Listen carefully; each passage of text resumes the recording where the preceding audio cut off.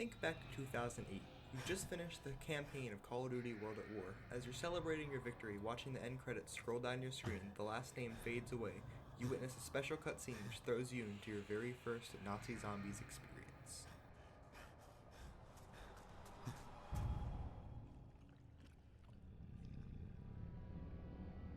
Welcome to the Nikolai Berlinski Show. This is your host, Jacob Stillwell, and this is the first episode of our Everything You Need to Know About Zombies series. In this episode, we'll be talking about the map that started it all, Nacht Der Untoten.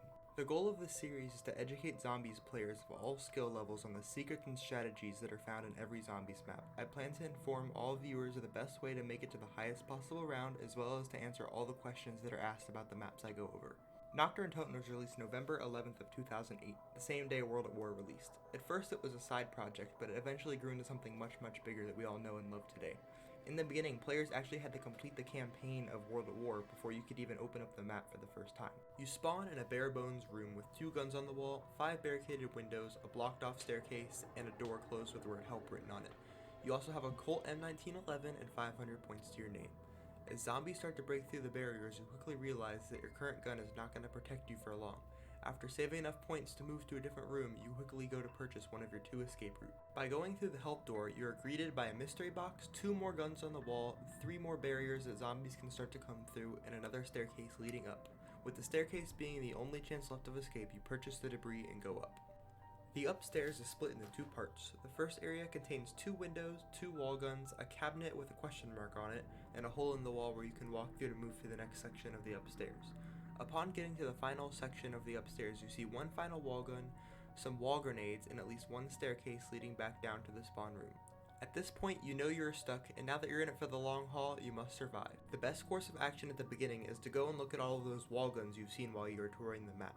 This map has 8 different wall weapons that you can purchase with your points. They are the Kar 98K, which is 200, the M1 Carbine, which is 600, the Thompson, which is 1200, the double barrel shotgun, which is also 1200, the Bar, which is 1800, the trench gun, which is 1500, the sawed-off shotgun, which is 1200, and that mystery cabinet that you saw earlier that has the scoped Kar 98K inside for 1500. There's also grenades you can buy off the wall, which cost 250 points. Other than the wall weapons, you can also test your luck with the mystery box, which you could purchase for 950 points, and this will give you any kind of random gun. There are good and bad guns in the box, so it's a bit of a risk, but it can be very rewarding. Nacht is the first map to introduce what most would consider to be the worst gun in all of Zombies, called the Springfield. On the other hand, the mystery box also has the opportunity for one lucky player to get this map's wonder weapon called the ray gun. The ray gun is a powerful weapon that shoots lasers instead of bullets. Be careful when using this gun because splash damage can kill the user if not careful. Nacht Der Untoten introduced the original set of drops as well, with the nuke which kills all the zombies on the map, double points which gives all the players double points for 30 seconds, max ammo which gives all players full ammo in every gun that they're holding, and then insta-kill which makes every zombie die with 1 hit for 30 seconds. The 3 sets of debris that we talked about earlier can each be purchased for 1,000 points, making the total cost to open up the entire map 3,000 points. 3,000 points is extremely cheap to open up an entire Zombies map, but it ends up being even cheaper during gameplay since most of the time opening up the entire map is not the best strategy.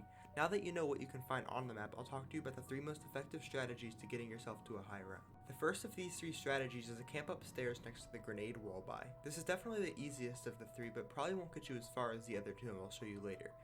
To camp, you're going to want to open up the help door and then purchase the stairs that lead up from the help room while leaving the staircase from the spawn room closed. This way, all of the zombies come at you from one direction instead of coming from the spawn room as well. You're going to want a powerful weapon with a lot of ammo to camp since you'll have a lot of zombies running at you in a straight line. I would recommend an LMG like the Browning. The next strategy is to train in the help room. For those who don't know, training is when you run in a circle around a large space while zombies horde up behind you. Once they're all together, you can use weapons to kill multiple zombies with 1 shot to finish off your horde. To train in the help room, you actually want to keep the help door shut and take the long way buying the 2 staircases to get there. This way a zombie does not come through the help door when you are training to mess you up. There's a more limited selection of guns that are good to train with opposed to camping where you can really use anything. With that being said, ammo is a valuable resource. The best gun to train with is by far the flamethrower. The flamethrower has an ammo cooldown system rather than a shooting actual bullets. in turn having unlimited ammo. A player who can effectively train can easily make it to a very high round with this strategy. The final strategy is to train in the spawn room. The setup for this is basically identical to training in the help room. You buy both sets of stairs while keeping the help door closed, you get the flamethrower out of the box and bring it back to the spawn room. The spawn room has much more space to work with than the help room, so it's easier to manage your zombies.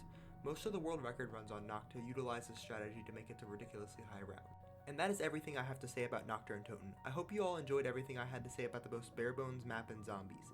If you did, don't hesitate to leave a like, subscribe so you're notified for next week's episode on Verruckt. Also stay tuned during the week where I will be streaming some Black Ops 3 Easter eggs. Peace!